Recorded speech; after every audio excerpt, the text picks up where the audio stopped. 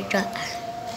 Tuhan Yesus, sebentar kami mau mendengar sebagian dari firman-Mu. Berkati kakak-kakak yang akan menyampaikan firman-Mu. Berkati kami supaya kami mengerti firman-Mu yang akan disampaikan. Terima kasih Tuhan Yesus. Dalam nama Tuhan Yesus kami sudah berdoa dan mengucap syukur. Haleluya. Amin. Hai, ketemu lagi dengan Kak Edi Gun. Ya, apa kabar kalian di rumah?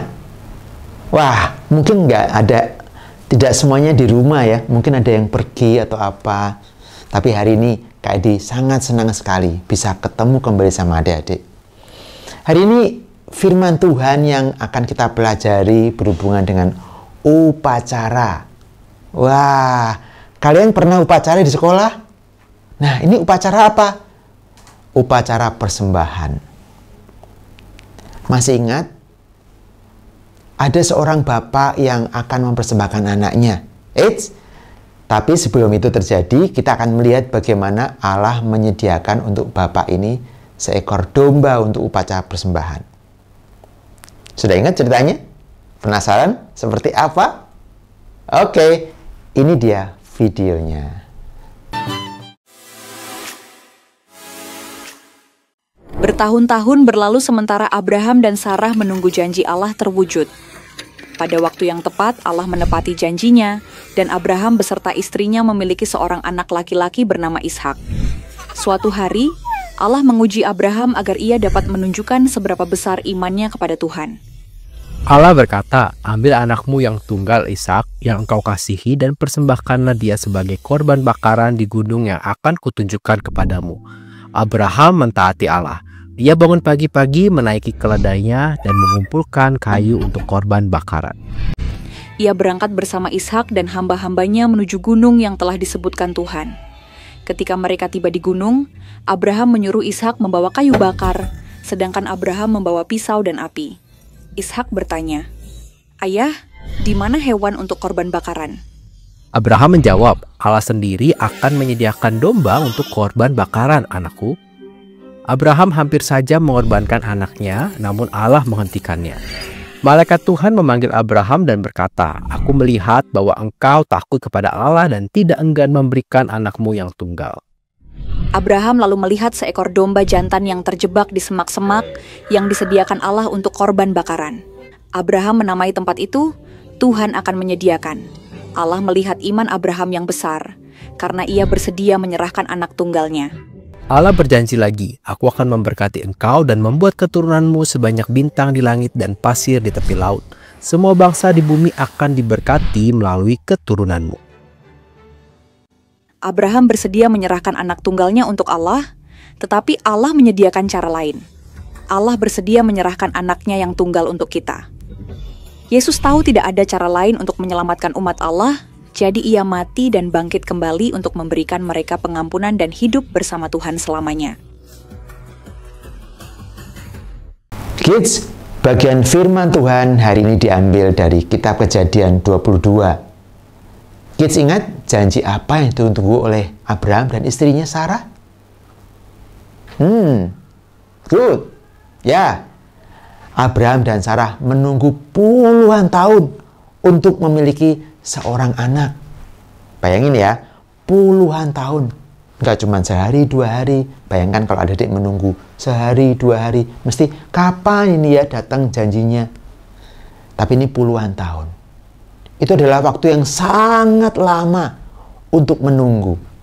Dan yang luar biasa, mereka percaya bahwa Allah akan menepati janjinya. Luar biasa ya. Namun Allah memberi Ishak. Ya, Allah selalu menepati janjinya karena Dia adalah Allah yang setia. Nah, kemudian Allah menguji Abraham untuk melihat apakah Abraham benar-benar percaya kepadanya atau tidak. Ujian apa itu kira-kira? Ya, ujian yang diberikan Abraham adalah Abraham disuruh Allah untuk apa? mengorbankan anaknya. Di mana? Di sebuah gunung, betul. Abraham percaya kepada Allah meskipun dia tidak memahami rencana Allah. Mungkin kalau kita sebagai Abraham, kita bertanya-tanya ya, Allah, kira-kira rencanamu tuh seperti apa sih?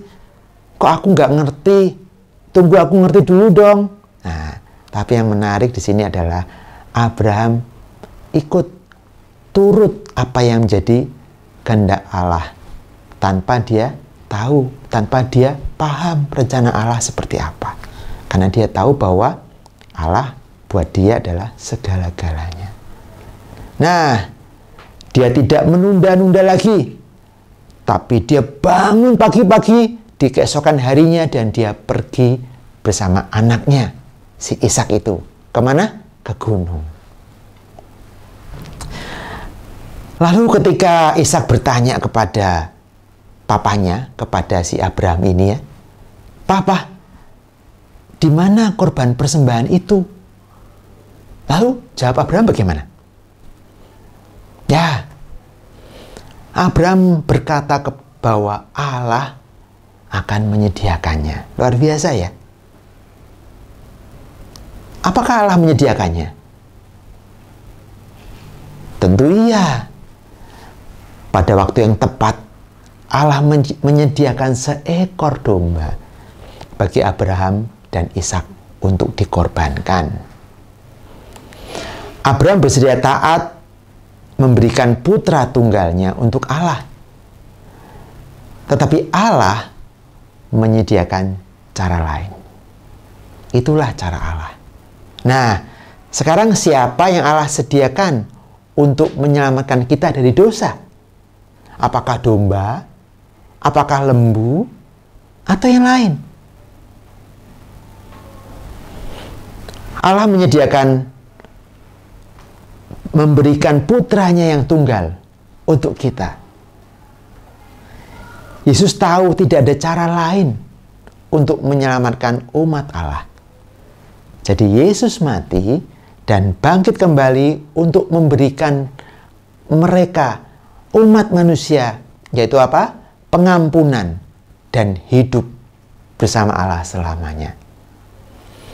Kalau Abraham percaya bahwa Allah akan menepati janjinya untuk memperbanyak keturunan Abraham melalui putranya Ishak, kita selalu dapat mempercayai juga bahwa Allah menepati janjinya karena Dia adalah Allah yang setia. Sama seperti Allah menepati janjinya kepada Abraham, Dia juga menepati janjinya kepada kita. Dia mengutus penyelamat Yesus untuk menyelamatkan kita dari dosa-dosa kita. Yesus menanggung hukuman dosa atas dosa kita. Dan Dia mati di kayu salib menggantikan kita. Kita yaitu Kak Edi, kita semua yang percaya. Ketika kita menaruh iman pada Yesus dan mengikuti Allah, kita diampuni dan hidup bersama-sama dengan Allah selamanya. Kids, seperti Abraham taat kepada Allah, Abraham tidak mencoba mempertahankan hadiah seorang anak yang telah Allah berikan kepadanya. Mungkin sebagai manusia kadang kita tuh sayang gitu ya, kalau kita dapat sesuatu yang bagus yang kita sudah rindukan, diminta kembali, kita jangan deh, jangan. Tetapi hari ini kita belajar, Abraham tidak menyayangkan itu kalau Allah yang minta. Sebaliknya Abraham percaya kepada Allah meskipun dia tidak paham rencana Allah itu seperti apa.